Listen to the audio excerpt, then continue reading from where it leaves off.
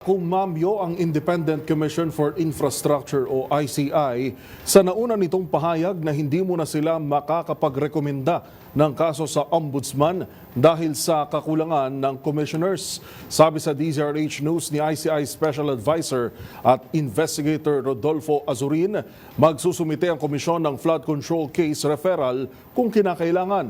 Idiniin niyang tuloy naman ang kanilang trabaho maski pa tanging si Chairman Andy Reyes na lamang ang natitirang commissioner. Ayon kay Azurin, kinikilala ni Reyes ang pahayag ni Palace Press Officer Undersecretary Claire Castro na walang hadlang para magrekomenda ng kakasuhan ng ICI kahit pa solo na lamang ito. Sa impormasyon, ilang araw ding nakasick leave ang chairman ng komisyon na inaantabayan ng kung magbabalik trabaho na ngayon.